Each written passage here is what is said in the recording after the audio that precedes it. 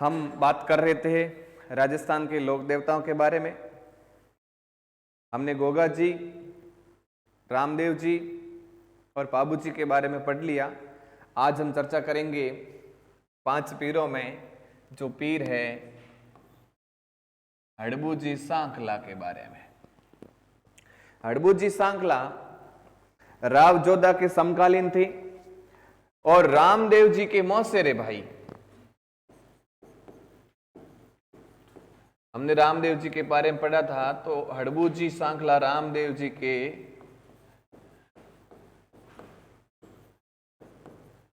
मौसेरे भाई हुआ करते थे।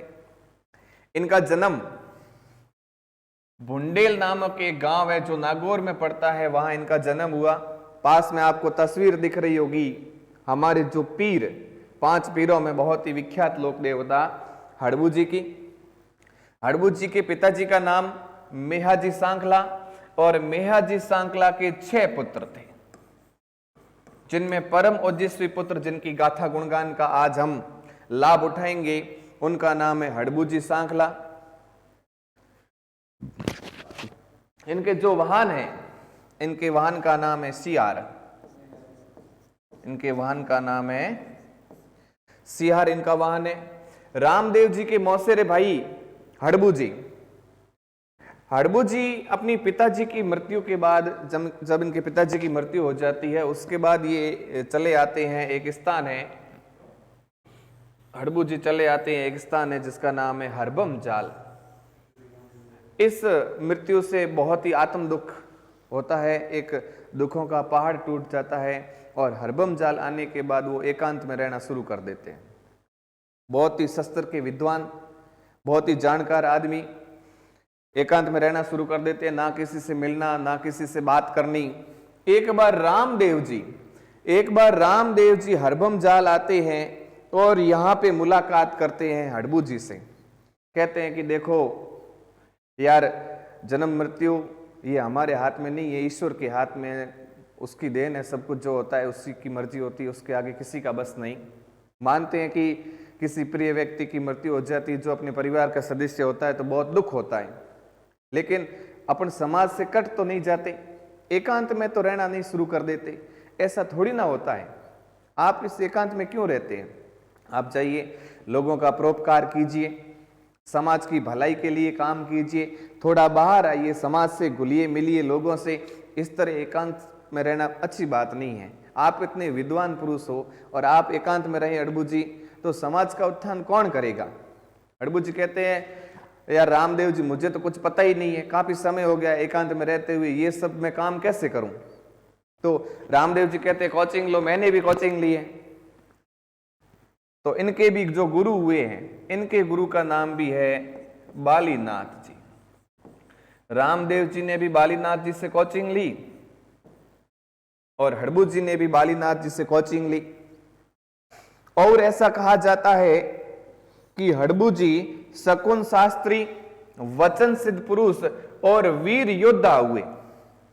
साथ ही साथ ये वचन सिद्ध पुरुष मतलब भविष्य वक्ता भी थे।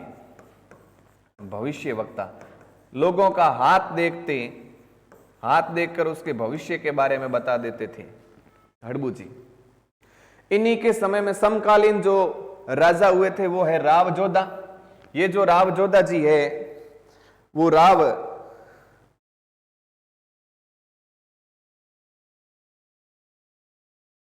रणमल के पुत्र हैं। राव जोधा जी राव रणमल के पुत्र है। राव रणमल की हत्या,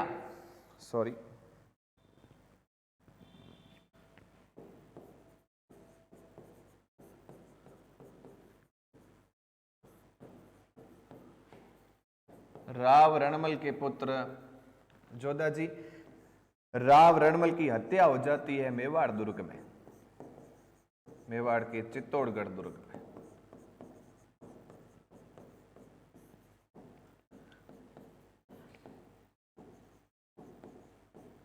चित्तौड़गढ़ दुर्ग में राव जोधा जी के पिताजी राव रणमल जी की हत्या हो जाती है और वहां से जोधा जी भागकर मारवाड़ आ जाते हैं।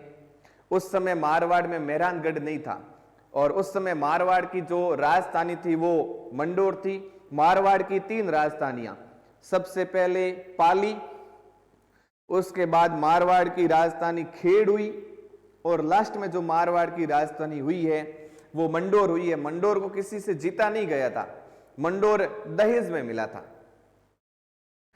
तो राव जोधा जी ये आके सोचते हैं कि मुझे मंडोर प्राप्त करना है, लेकिन मंडोर कैसे प्राप्त करें। उस समय मेवाड़ के एक सैनिक जिनका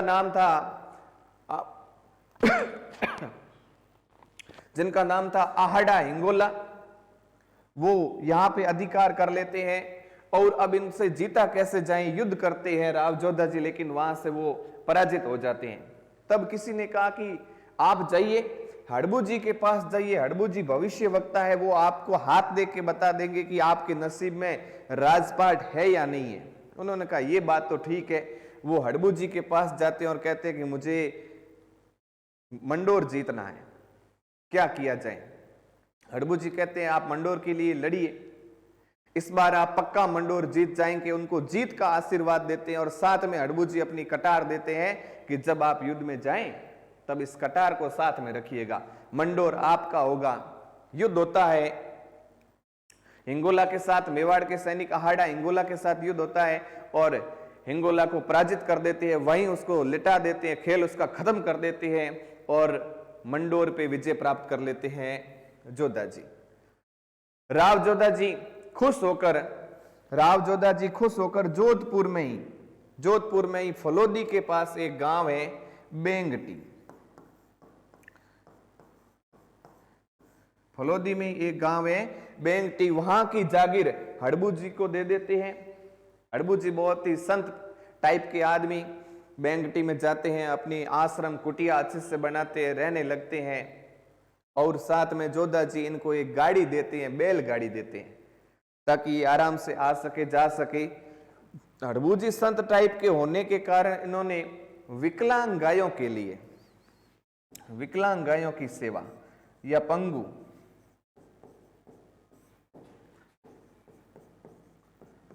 विकलांग गायों की सेवा की।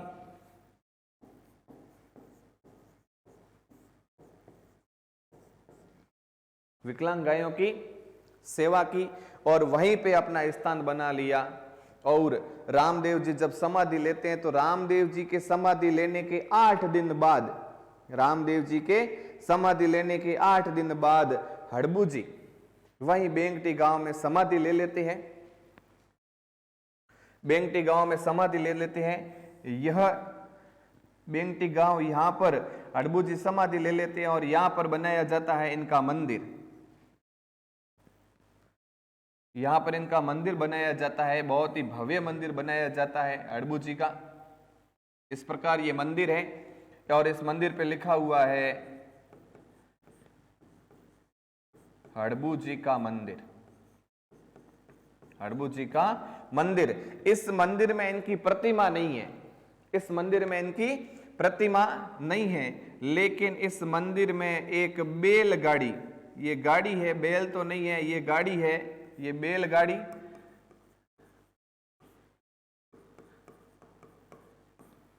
बैलगाड़ी जिसे हड़बू जी की गाड़ी कहा जाता है, हड़बू जी की गाड़ी, जिसे हड़बू जी की गाड़ी कहा जाता है। और इस मंदिर में जो पूजा की जाती है, इस मंदिर में जो पूजा की जाती है वो हड़बू जी के गाड़ी की पूजा की जाती है।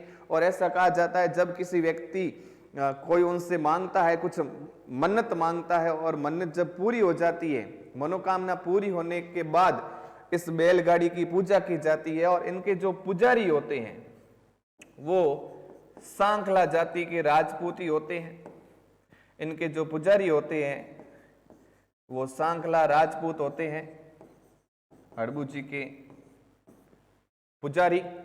और रामदेव जी के भाई होने के कारण, रामदेव जी के भाई होने के कारण हमने जब रामदेव जी के बारे में बात की थी, को ये कहा था कि रामदेव जी कवि भी थे, उन्होंने एक ग्रंथ भी लिखा था 24 वाणियां, उन्होंने एक ग्रंथ भी लिखा था 24 वाणियां और उसमें यह लिखा था, बहुत ही बेहतरीन शब्दों में लिखा था, हड़बू जी सांखला हरदम हाजिर होय, हड़बूजी सांकला हरदम हाजिर होय गांव बेंगटी माही। हड़बूजी सांकला हरदम हाजिर होय गांव बेंगटी माई। दूजी दे मारी जानो हाँ मौसी जाया भाई। हड़बूजी सांकला हरदम, जो व्यक्ति उन्हें याद करता है हरदम हाजिर हो जाते हैं। कहा? गांव बेंगटी माई। दूजी दे मारी जानो, वो मेरा ही दूसरा रूप है, मेरा ही दूसरा रूप है। हाँ मौसी जाया भाई, हम मौसी जाया भाई, वो मेरे मौसेरे भाई है। और ऐसा कहा जाता है कि जब रामदेव जी की समाधि के बाद हड़बू जी ने समाधि ली 8 दिनों के बाद, तो हड़बू जी को दर्शन दिए रामदेव जी ने। उन्होंने एक कटोरा भेंट किया जिसे प्याला कहा जाता है। रामदेव जी ने एक कटोरा भेंट किया हड़बू जी को जिसे प्याला कहा जाता है। एक बार फिर से पूरी स्क्रीन आपके सामने भरी हुई है एक एक जानकारी से, आप चाहे तो इनका स्क्रीनशॉट ले सकते हैं।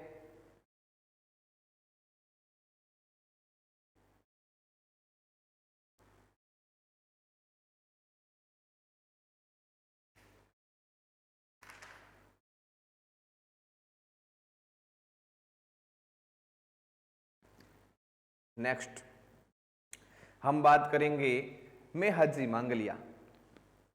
मेहजी मांगलिया, फोटो दिख रही होगी आपको मेहजी मांगलिया की।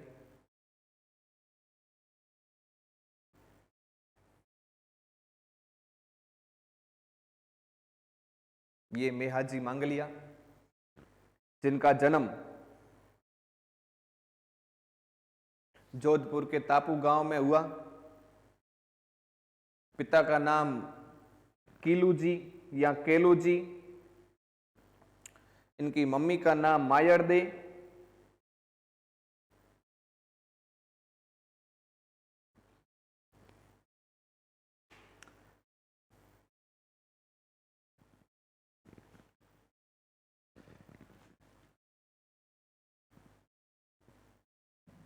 इनका जन्म स्थान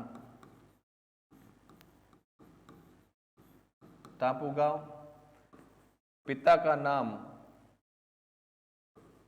केलू जी, माता का नाम मायरदे। इनकी धर्म बहन जिनका नाम पाना गुजरी, पाना गुजरी। इनके घोड़े का नाम है किरण काबरा। इनके घोड़े का नाम है किरण काबरा, किरण काबरा। एक बार ये अजमेर जा रहे थे। इनकी जो धर्म बहन है पाना गुजरी, ये अजमेर की रहने वाली, अजमेर की रहने वाली।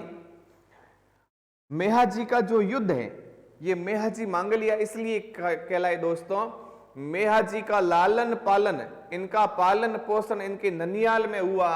और ननियाल की जो इनके नाना जी की गोत्र थी वो थी मांगलिया, इसलिए ये मेहाजी मांगलिया के नाम से प्रसिद्ध हुए। जन्म स्थान तापू गांव में। पिता का नाम केलू जी, मम्मी का नाम मायरदे और इनकी धर्म बहन का नाम पाना गुजरी जो अजमेर से। इनका युद्ध जैसलमेर के भाटी राव राणंग देव के साथ हुआ। और इस युद्ध में ये वीर गति को प्राप्त नहीं होते, लेकिन राणंग देव को वीर गति के रूप में प्राप्त करवा देते हैं। युद्ध क्यों हुआ? क्योंकि इनकी धर्म बहन पाना गुजरी की गायों को जैसलमेर के भाटी राव राणंग देव चुरा के ले गए, लूट के ले गए। इस कारण इन्होंने अपनी धर्म बहन पाना गुजरी की गायों को बचाने के लिए युद्ध किया। और इनका जो मेला है वो भाद्रपद कृष्ण अष्टमी को भरा जाता है, जिसे कृष्ण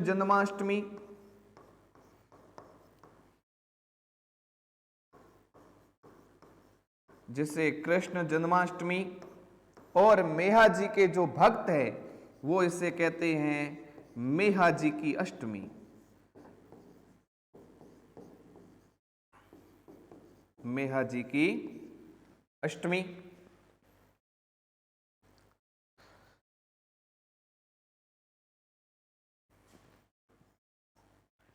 जोधपुर के बापेणी में इनका मंदिर बना हुआ है, मेहा जी का मंदिर बना हुआ है।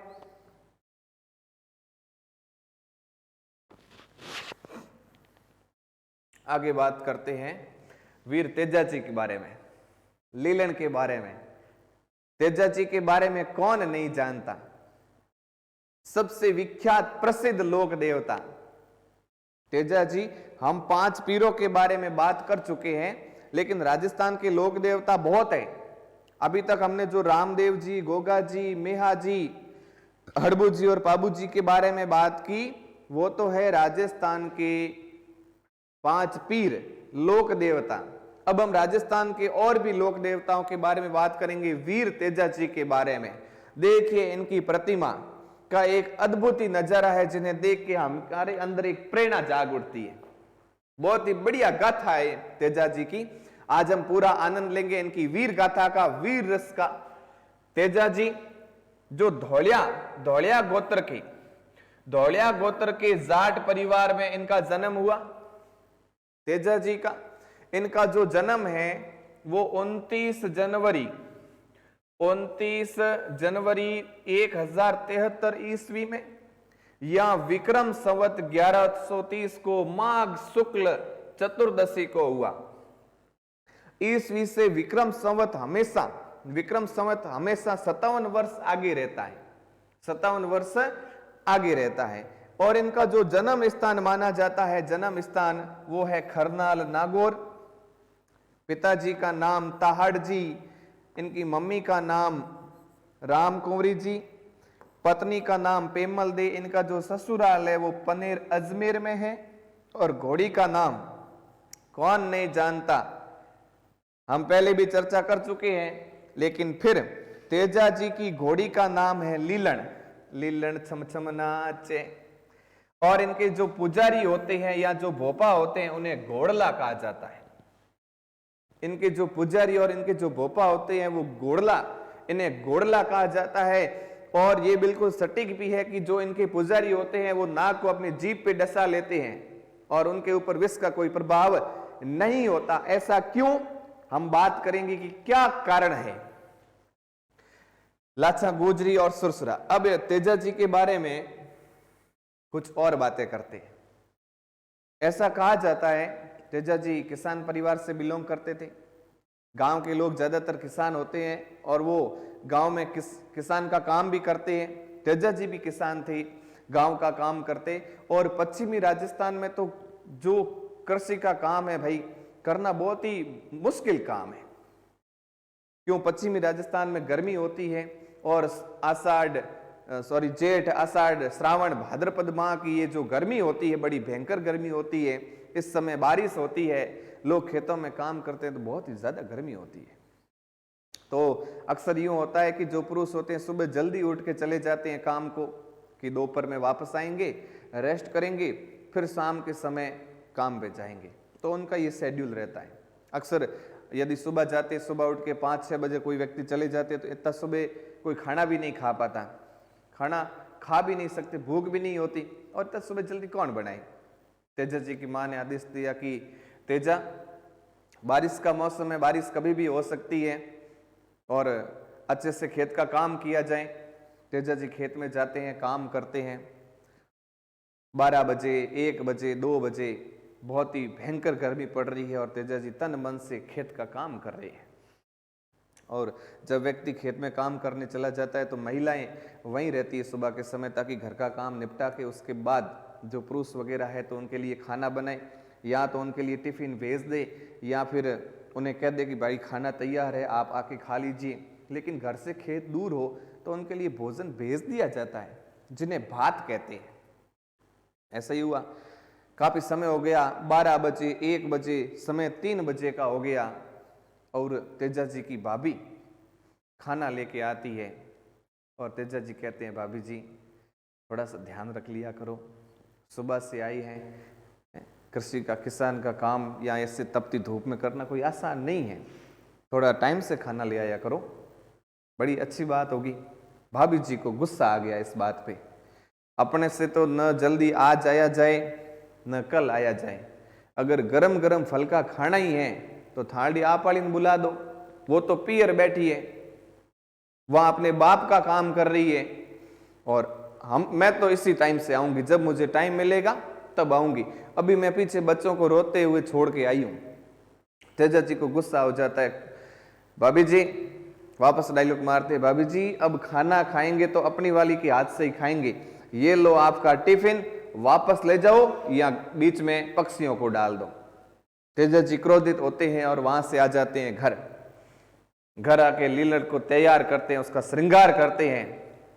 ऐसा कहा जाता है कि बाबू जी की जो पत्नी है उनका विवाह तो हो गया था लेकिन मुकलावा नहीं हुआ था। पहले बाल विवाह खूब होते थे, आज भी कम होते हैं, उतने नहीं होते, तो उनका मुकलावा लाना था।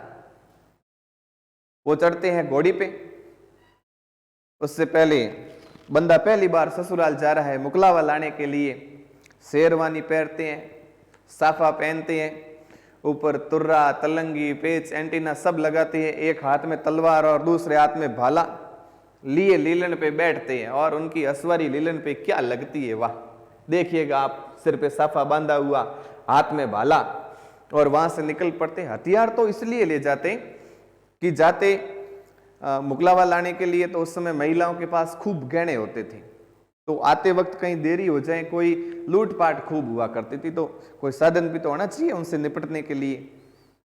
तेजा जी गए भाई।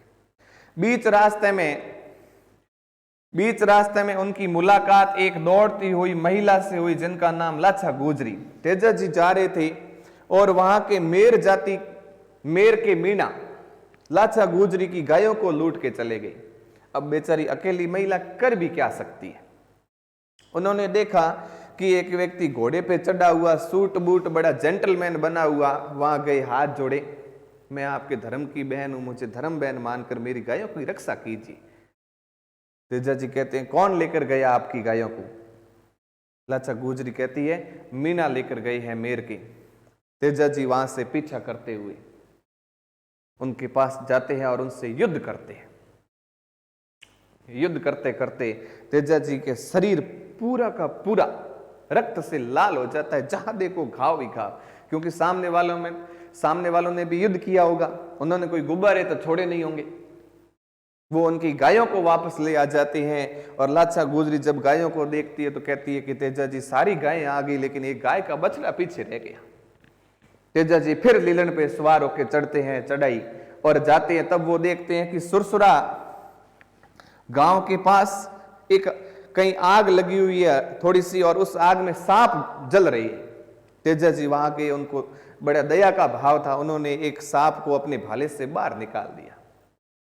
सांप ने कहा यार बहुत गलत कर दिया आपने, मुझे तो मोक्ष की प्राप्ति होनी थी, आपने मुझे बाहर निकाल दिया, इसका तो दंड मिलेगा आपको, हर गलती कीमत मांगती है।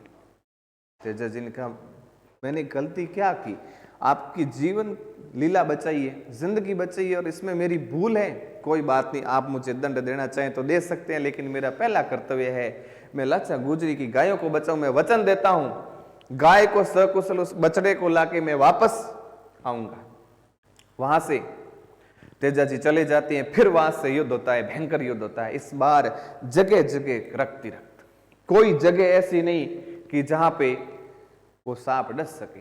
गाय का बछड़ा लेके आते हैं और लाछा गुजरी को कहते हैं कि मुझे और भी एक वचन निभाना है, मुझे एक सांप के पास जाना है। वो सांप के पास जाते हैं, कहते हैं लो मैं अपना वचन निभाने के लिए आ गया। सांप उनके भाले से होते हुए ऊपर जाता है और कहता है कि मैं कहां डसूं, मेरे लिए तो कोई जगह ही नहीं है इस शरीर में, जहां भी देखूं खून ही खून, खून का कतरा कतरा बहा जा रहा है, मैं कहां डसूं। तब तेजा जी कहते हैं कि मैंने एक जगह बचा के रखी है आपके लिए। वो मुंह खोलते हैं और जीभ बाहर निकालते हैं। सांप दर्वित हो जाता है, उसको ग्लानि होती है, आंखों में आंसू आ जाते हैं। वाह तेजल वाह, जाटों के सिरमौर, मैंने ऐसे जाट आज तक नहीं देखे। हमें गर्व है जाट समाज पर कि ऐसे जाट उत्पन्न हुए। वीर तेजा जी, धौलिया गोत्र, जाट परिवार, खरनाल नागौर। लेकिन मैं वचनबद्ध हूं, मुझे डसना पड़ेगा। मैंने आज तक ऐसा आदमी नहीं देखा जो अपने वचन निभाए और शरीर का एक एक भाग जिस पे खून ही खून। और तेजाजी ने अपनी जीभ बाहर निकाली और वहां डस लिया। तेजाजी वहीं पे थोड़ी देर के बाद तेजाजी की अंतरात्मा पंच तत्व में विलीन हो जाती है। आज भी सुरसुरा में सांप डसने के कारण, सांप डंस के कारण इनकी मृत्यु हो जाती है।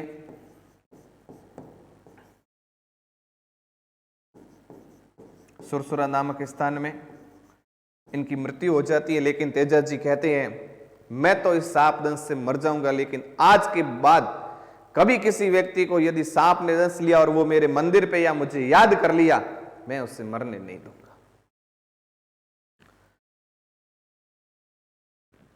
इसलिए तेजाजी को सर्प रक्षक देवता कहा जाता है। तेजाजी काला बाला के देवता माने जाते हैं। और किसान हल जोतने के समय, हल जोतते समय गीत गाते हैं। आजकल ये रस्म थोड़ी कम हो गई है, लेकिन पहले जैसे जिस राग में भी हो लोग गाते थे बड़ी ऊंची आवाज में। गाजो गाजो जेठ अषाढ़ कंवर तेजा रे, लग तोड़ो गाजो रे सावन भादवो। बिल्कुल किसान आज भी गीत गाते हैं। जब होली होती है और होली के दूसरे दिन धुलंडी होती है, होली वाले दिन जब होली का दहन किया जाता है, उस समय जमाने की आस में लोग ये गाना गाते हैं। तेजाजी महाराज के गीत गाए जाते हैं। और तेजाजी लोक देवता के ऊपर डाक टिकट जारी किया गया। 2009 से 2011 के बीच में सचिन पायलट साहब सूचना संप्रेषण के मंत्री रहे। उस समय खूब लोक देवताओं के ऊपर, खूब किलों के ऊपर उन्होंने डाक टिकट जारी किया। जो इनका जो डाक टिकट है वो 2011 में जारी किया गया। और अभी लॉकडाउन से पहले एक रेल सेवा शुरू की गई और उस रेल का नाम दिया गया लीलन एक्सप्रेस। अपने कितने प्रसिद्ध लोक देवता तेजाजी। राजस्थान में तो डंका बजता है तेजाजी का, और अजमेर में ऐसा कोई गांव नहीं, ऐसा कोई घर नहीं जहां पे तेजाजी का मंदिर नहीं हो, तेजाजी की पूजा होती है। इन्हें झुंझार तेजा कहा है लज्जार राम मेहता ने। एक बुक लिखी गई है तेजाजीरा ब्यावला। इसके राइटर है बंशीधर जी शर्मा। इनके जो मंदिर है सुरसुरा अजमेर, सेंदरिया अजमेर, ऐसा कहा जाता है कि जो नाग ने डसा था वो डसा था सेंदरिया गांव में। और थोड़ा सा आगे जाने के बाद जो तेजाजी की मृत्यु होती है वो सुरसुरा गांव में होती है। अजमेर के किशनगढ़ कस्बे में ये गांव पड़ता है। और एक इनका मंदिर है भावता, ये भी अजमेर में है। और इनका ससुराल पनेर, जहां इनका एक और मंदिर है, ये गांव चारों के चारों अजमेर में है। ये अजमेर के प्रसिद्ध मंदिर है। और एक ये जो मंदिर है बासी डुगारी, दो अलग अलग जगह है लेकिन एक साथ बोलते हैं, ये बूंदी में है। और जो भावता गांव है वहां पर तेजाजी का बहुत ही भव्य मंदिर बना हुआ है। सर्पदंश व्यक्ति का वहां से गोमूत्र द्वारा निःशुल्क इलाज किया जाता है। इनका जो मंदिर है वो मुख्य मंदिर पर्वतसर नागौर में है। महाराजा अभय सिंह के समय वहां के हाकिम तेजाजी की मूर्ति है वो अजमेर से लेकर आ गए पर्वतसर में। उसके बाद इनका जो मुख्य मंदिर है वो पर्वतसर में ही है। ये तेजाजी के बारे में हमने पढ़ ली। और ऐसा कहा जाता है और ये सत्य है कि तेजाजी की मृत्यु के बाद इनकी जो पत्नी है पेमल दी, वो सती हो गई। और धौलिया गोत्र के जो जाट है उन महिलाओं का पुनर्विवाह नहीं होता। तो ये हमारे राजस्थान के बहुत ही बढ़िया लोक देवता तेजाजी। आपने बहुत से गाने सुने होंगे जिनमें तेजाजी की गाथा है। आज भी तेजाजी के बहुत ही नए नए सॉन्ग आ रहे हैं और सबसे ज्यादा प्रसिद्ध गाने हैं वो तेजाजी के हैं। और आगे हम अन्य लोक देवताओं के बारे में बात करेंगे। तब तक के लिए आप इस पढ़ते रहिए। Thank you.